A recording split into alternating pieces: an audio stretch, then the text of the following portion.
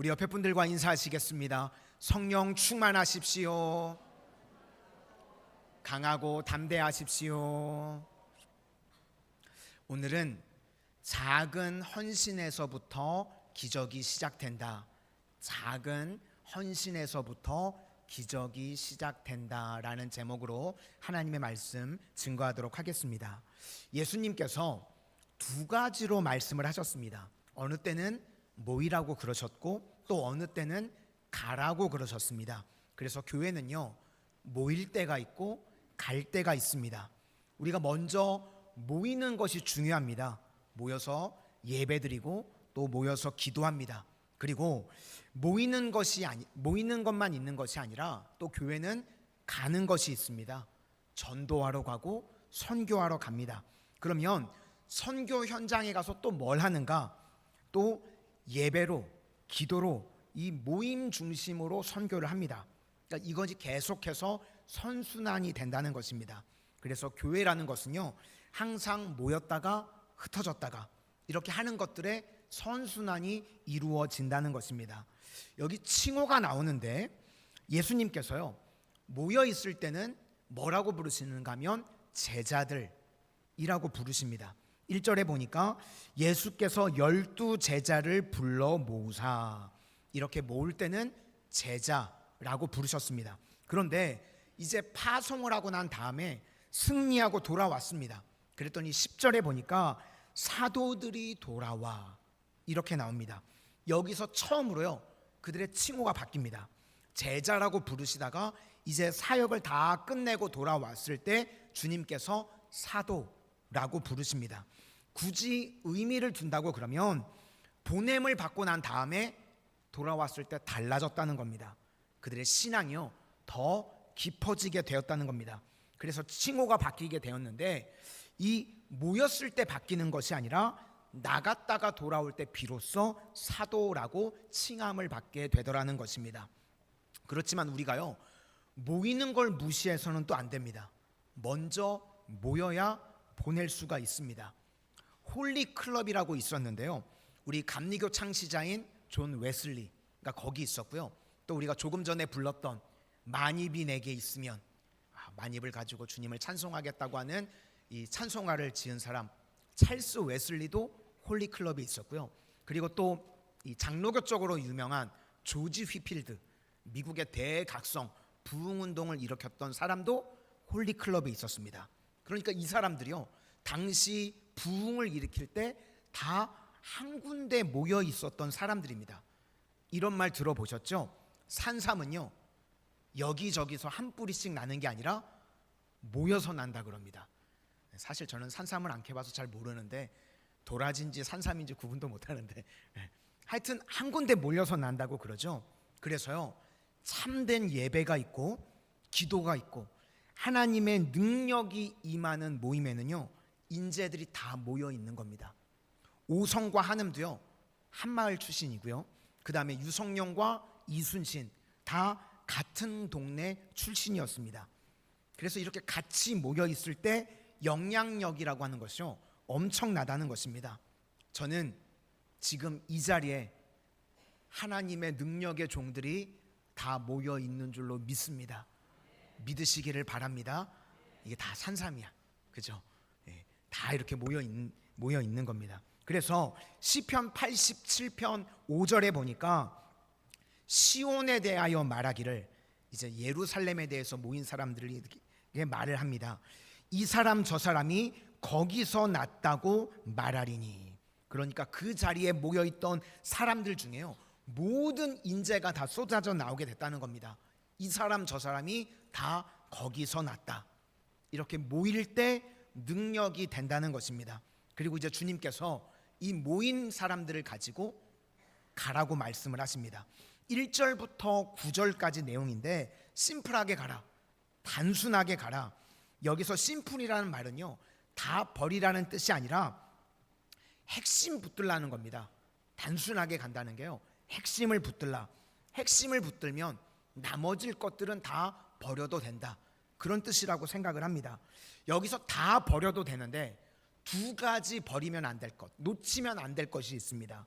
능력과 권위입니다. 1절 우리 다 같이 한번 보시도록 하겠습니다. 시작. 예수께서 12제자를 불러 모으사 모든 귀신을 제어하며 병을 고치는 능력과 권위를 주시고, 여기서 능력과 권위의 차이가 무엇인가 하면, 능력이라고 하는 것은요 실제적인 힘입니다. 헬라어로 두나미스, 여기서 다이너마이트가 나왔죠. 실제적인 힘, 이건 성령의 기름 부으십니다. 그래서 귀신을 제어하고 병을 고치게 되고 또 복음을 증거할 때 나타나는 능력. 그래서 주님께서 우리를 보내실 때요 그냥 보내시는 것이 아니라 능력을 주셔서 우리를 세상 가운데 보내십니다. 그 다음에 권위라고 하는 것은요 합법성입니다. 자격을 부여하는 겁니다. 검사들을 보시면요 검사가 무력을 씁니다. 막 사람 잡아가고 그러죠. 그런데 조폭도 무력을 씁니다. 그러면 검사의 힘과 조폭의 힘의 차이점이 무엇인가? 검사는 국가 권력을 가지고 하는 것이고요, 조폭은 어떻죠? 지멋대로 합니다.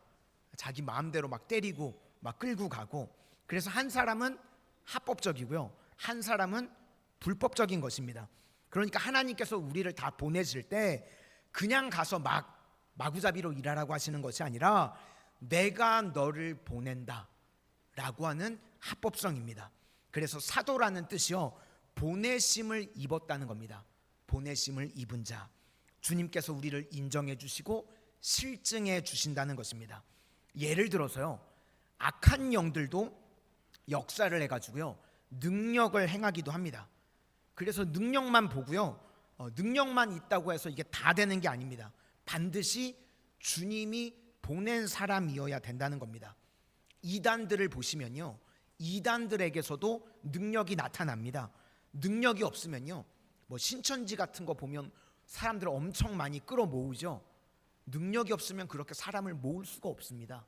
악한 영들도요 능력이 있습니다. 그런데 문제가 무엇인가? 거기에는 권위가 없습니다.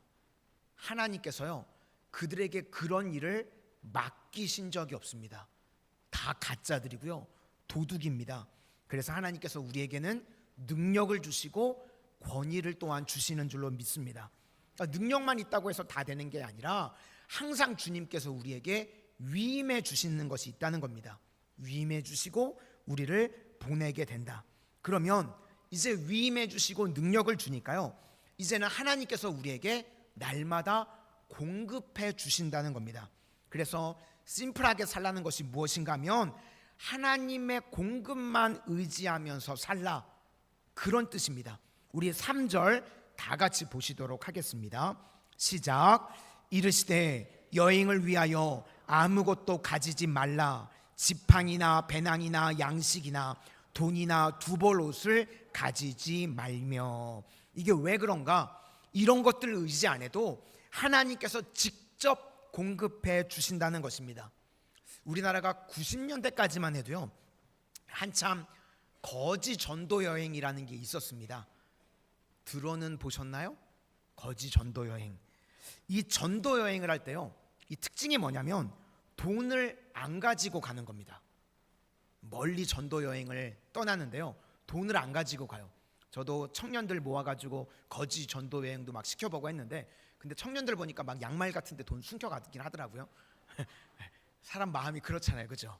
그래서 근데 못 본 척하고 뭐 그러긴 했었는데, 거지 전도 여행 특징이요 돈을 전혀 안 가지고 가는 겁니다. 돈이 없이 가면요 특징이 무엇인가? 훨씬 더 겸손해지게 됩니다. 사람이요 돈이 있으면 든든합니다. 저만 그런가요? 지갑에 돈이 두둑하게 있죠? 든든해요. 또 하나가 묘하게요 우리가 교만해지게 됩니다. 돈이 많으면요 이상하죠? 교만해져요. 그런데 돈이 없으면 겸손해질 뿐만 아니라 기도하게 만듭니다. 왜 그런가? 거지 전도 여행을 하면 매일매일 잘 곳을 찾아야 됩니다.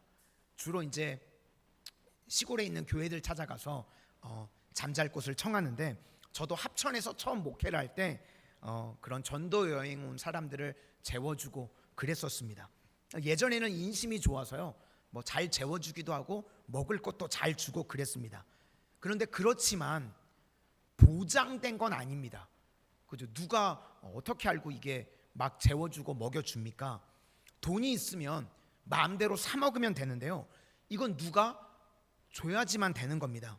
그래서 우리가 선교를 할 때도요, 중요한 게 무엇인가 하면 돈으로만 선교하는 거 아닙니다. 우리 교회가 언제 교만해지는가? 이제 우리 교회가 계속해서 부흥하게 될 줄로 믿습니다. 하나님께서 반드시 우리 교회를 계속해서 부흥시켜 주실 건데, 그러면 교회가 돈도 많아지게 되겠죠. 그러면 선교할 때요, 뭐 이거 지어줄게, 저거 해줄게, 자꾸 돈 있는 척하게 되면요, 기도하지 않고요, 돈만 의지하게 됩니다. 그럼 묘하죠? 교회가 교만해집니다. 그래서 우리 성도님들 꼭 기억하실 수 있기를 바랍니다. 선교는요, 절대로 돈으로 하는 게 아닙니다. 돈이 없어도 됩니다. 돈은 하나님께서 주신 은사로 사용하는 겁니다. 절대로 그게 먼저 앞장서서는 안 된다는 것입니다. 그래서 하나님 앞에서 우리가 중요한 게 무엇인가? 먼저 엎드릴 줄 알아야 된다는 것입니다. 그게요, 가장 중요한 것입니다. 사도행전 3장 6절에 보시면 미문이라고 하는 곳에 안진뱅이가 있었죠. 그때 베드로가 주목하면서 은과 금은 내게 없거니와 내게 있는 이것을 내게 주노니 나사렛 예수 그리스도의 이름으로 일어나 걸으라. 지금 많은 분들이요, 교회가 은과 금은 있다고 이야기들을 합니다. 그런데 점점 교회가 뭐가 없어지게 되었는가? 나사렛 예수 그리스도의 이름의 능력이 사라지게 되었다고 이야기들을 합니다. 그렇다 그러면 뭐가 중요한 것입니까? 하나님 앞에서요, 엎드림으로 능력 받는 것이 훨씬 더 중요하다는 것입니다. 그래서 하나님의 공급을 의지하고요, 엉뚱한 것 의지하지 말라. 그것이 중요하다는 것입니다. 그리고 또 하나는 이제 4절인데 우리 4절 다 같이 한번 보시겠습니다. 시작. 어느 집에 들어가든지 거기서 머물다가 거기서 떠나라. 다른 성경을 보시면 합당한 자라고 그랬는데, 합당한 자, 헌신된 사람이라는 뜻입니다.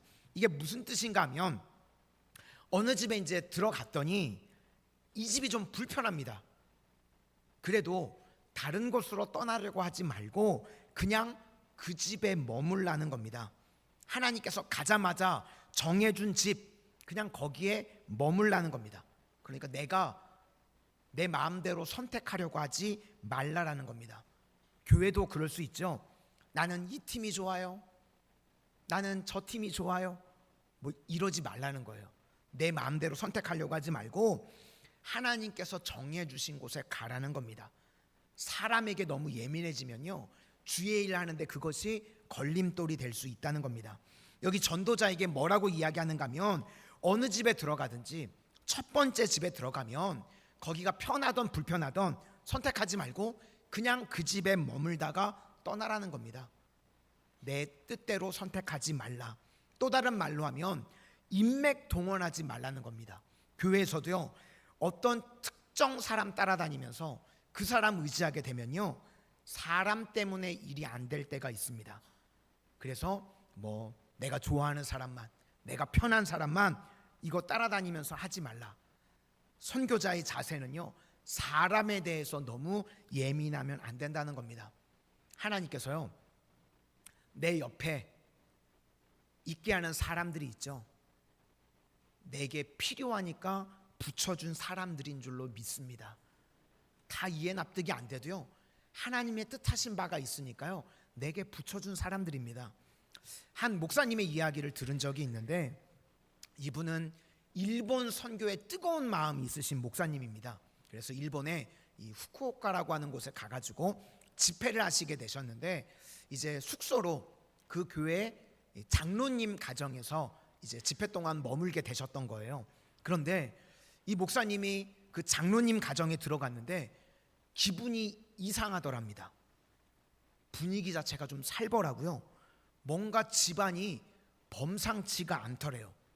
나중에 알고 봤더니 일본의 야마구치파라고 있는데요, 야쿠자 출신의 장로님이셨어요.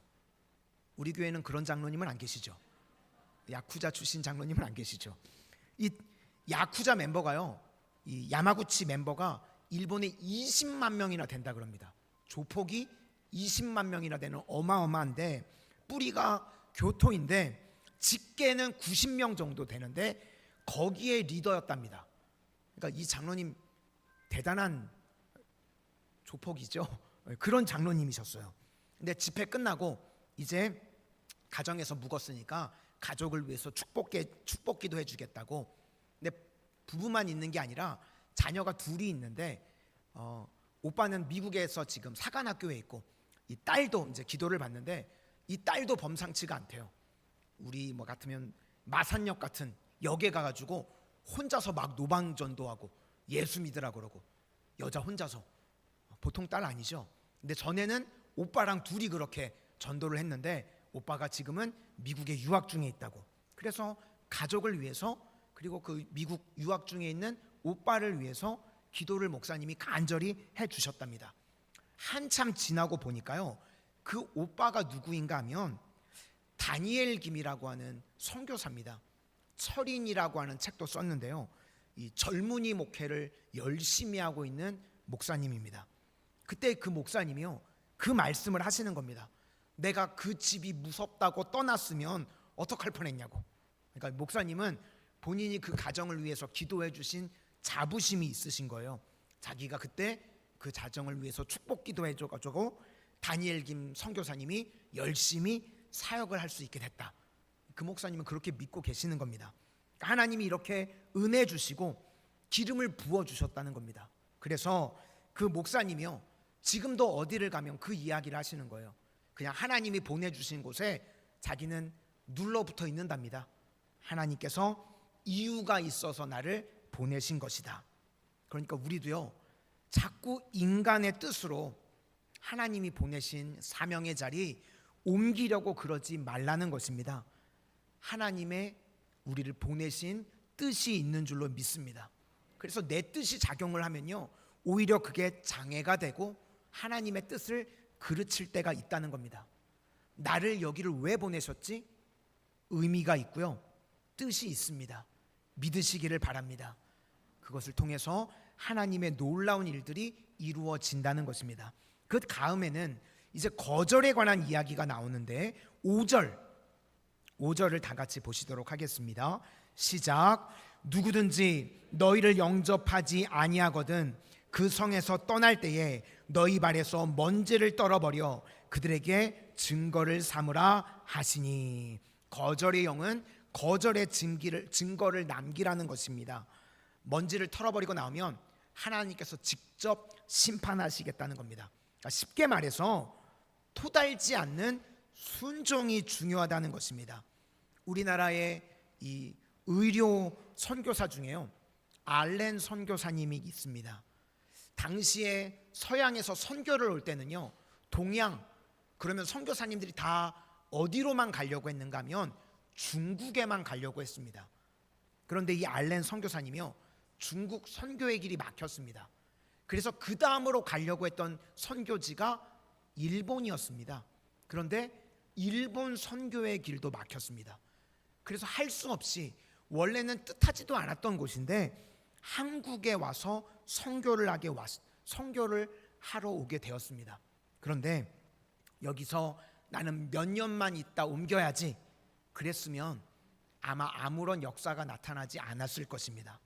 이 알렌 선교사님을 통해서요, 우리 성도님들 세브란스 병원 들어보셨나요? 지금도 세브란스 병원 다니시는 분도 계신 걸로 아는데, 알렌 선교사님을 통해서 세브란스 병원이 세워지게 됐습니다.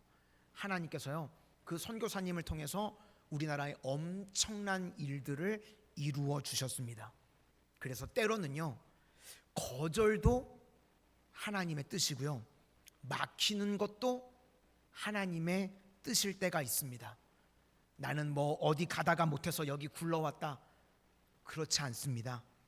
하나님의 인도하심임을 믿으실 수 있기를 바랍니다. 하나님의 백성들은요, 하나님의 인도하심을 믿고 하나님의 공급하심을 믿는 것입니다. 그래서 하나님의 백성들, 하나님 앞에서 중요한 것은요, 토달지 않는 순종이 중요합니다. 그럴 때 놀라운 일이 벌어지게 된다는 것입니다. 우리의 모든 상황도 하나님이 인도하고 계십니다. 하나님께서 우리를 붙들고 계시는 줄로 믿습니다. 그 상황 속에서 순종을 통해서 하나님의 열매를 맺고 하나님의 일을 이루어낼 수 있는 주의 신실한 종들 다 되시기를 축원합니다.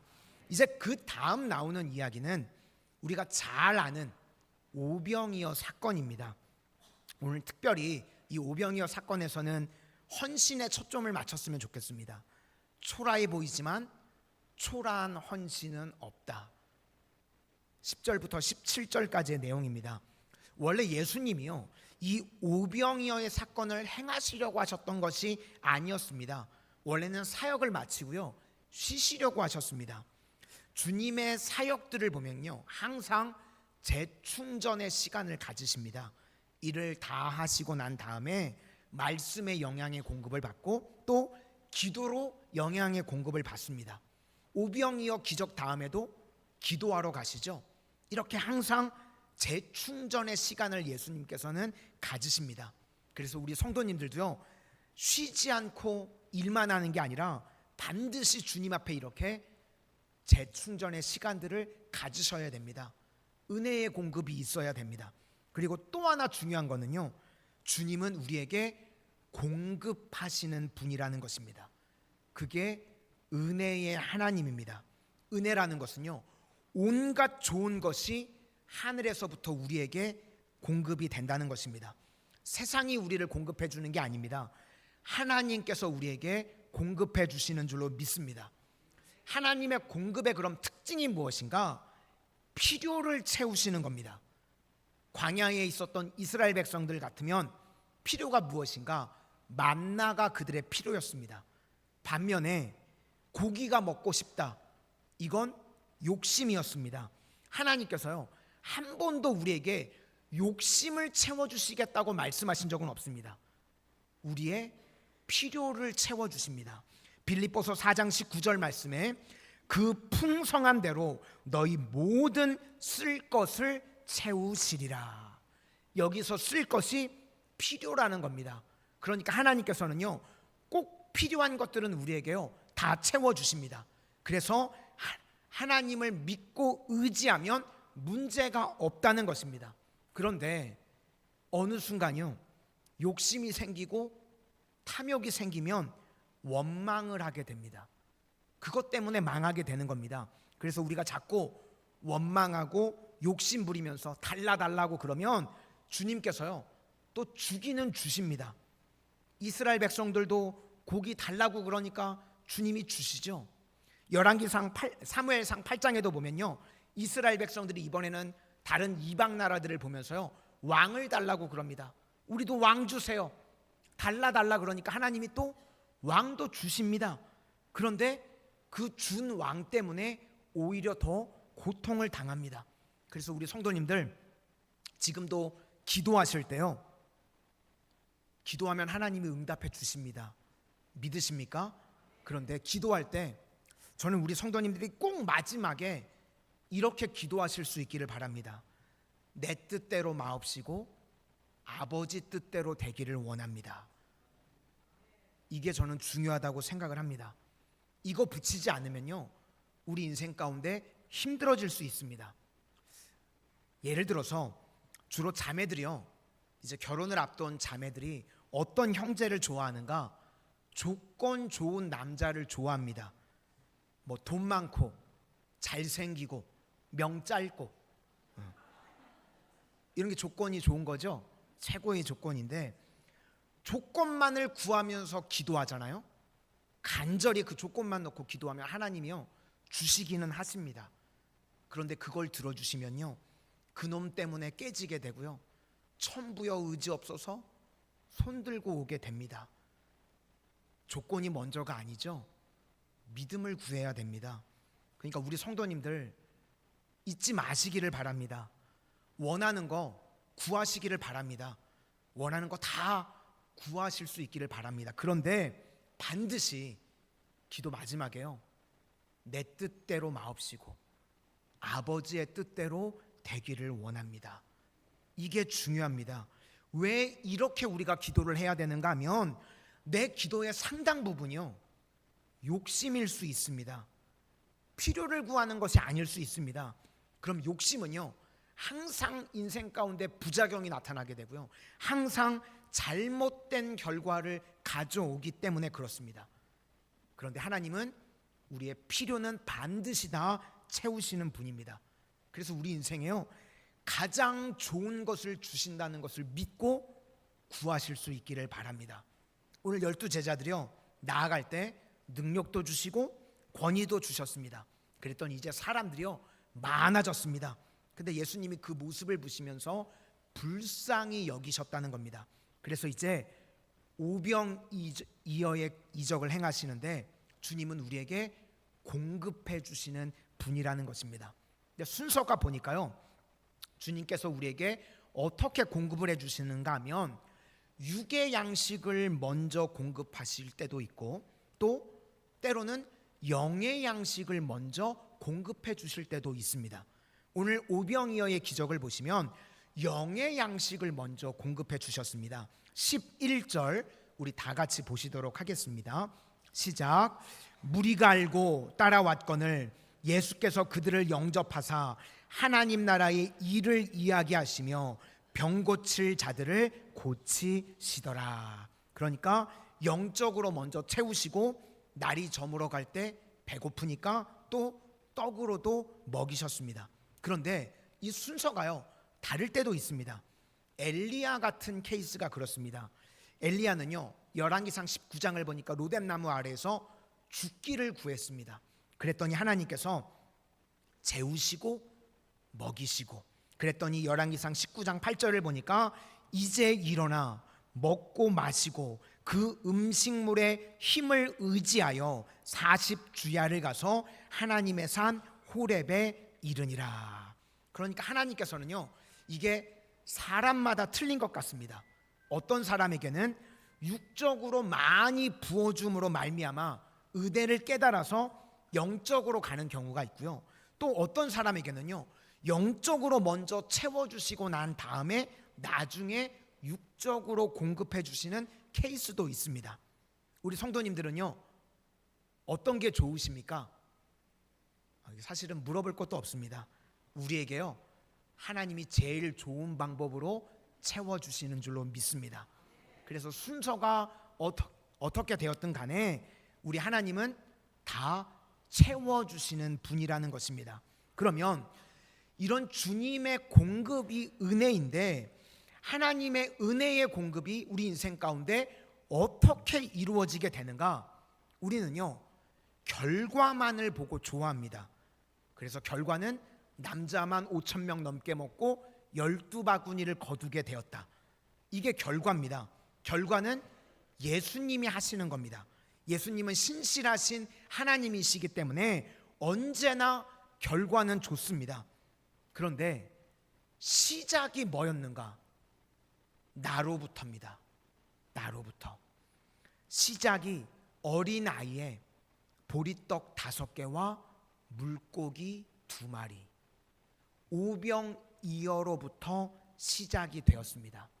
작은 헌신에서부터 시작이 되었다는 것입니다. 그래서 이것을 잊지 말라는 것입니다. 모든 기적과 모든 풍성한 결과는 다 헌신입니다.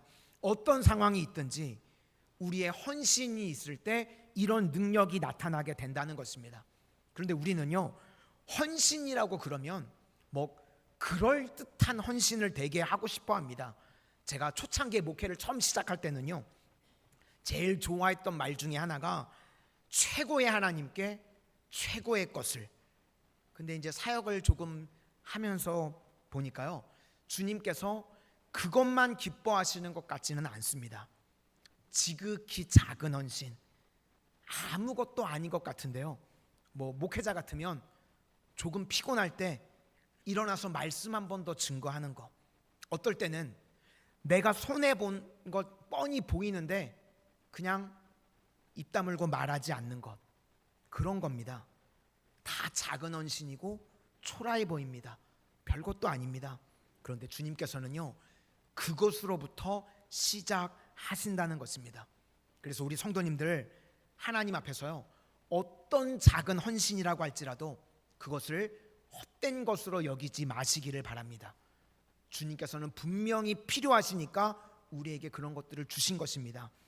요한복음 2장에 보시면 예수님의 첫 번째 이적이 가나의 혼인잔치에서 물로 포도주가 되게 하신 사건이 나옵니다.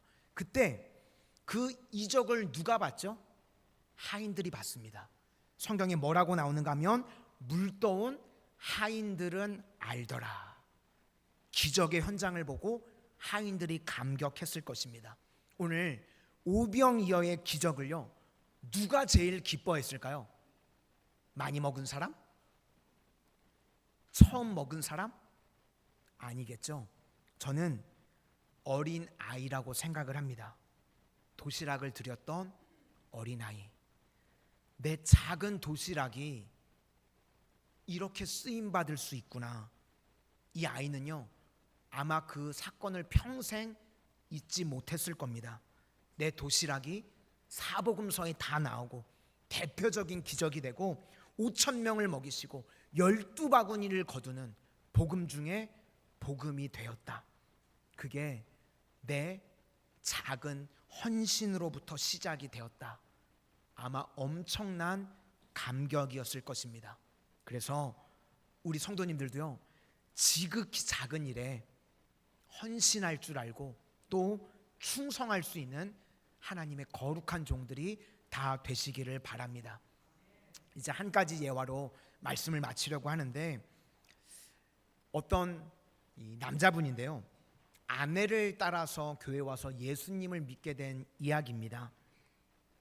아내가 하도 졸라가지고요, 마지못해 억지로 교회에 오셨답니다. 하도 소원이라 그래서 이제 나이가 들면 밥 못 얻어 먹을까봐 아내분 따라서 평생 소원이라 그래서 교회에 따라왔답니다. 설교를 듣는데 그 설교 내용이 기분이 너무 나쁘더래요. 목사님이 뭐라고 말씀을 전하셨냐면, 모든 사람이 죄인입니다. 의인은 없나니 하나도 없습니다. 그 이야기가요, 기분이 너무 나쁘더래요. 내가 왜 죄인이야? 난 나름 정직하게 살았는데, 나름 죄 안 짓고 살려고 노력했는데 왜 내가 죄인이야? 하루 종일 그게 마음에 걸리더랍니다. 내가 왜 죄인이야? 그 다음 주도요, 아내가 계속 쫄라가지고 억지로 또 교회에 나오긴 나왔는데 기분이 나빠가지고요, 그냥 저쪽 왼쪽 제일 뒤편에 앉아 있었답니다. 그런데 그날 또 설교를 들어보니까요, 구원받은 자는 오른쪽에, 양 이야기하면서 버림받은 자는 왼쪽에, 자기를 보니까 자기가 지금 왼쪽에 있더래요. 기분이 또 너무 나쁘더랍니다. 저게 날 보고 하는 소린가. 또 그 다음 주에 왔는데 이번에는 아예 그냥 기둥 뒤에 앉았답니다. 목사님 꼴 안 보려고 그냥 기둥 뒤에 앉았는데, 설교 시간의 내용이요, 창세기 설교였는데, 아담아 내가 어디 있느냐, 숨어서 있는 자를 하나님께서 찾고 계시더래요.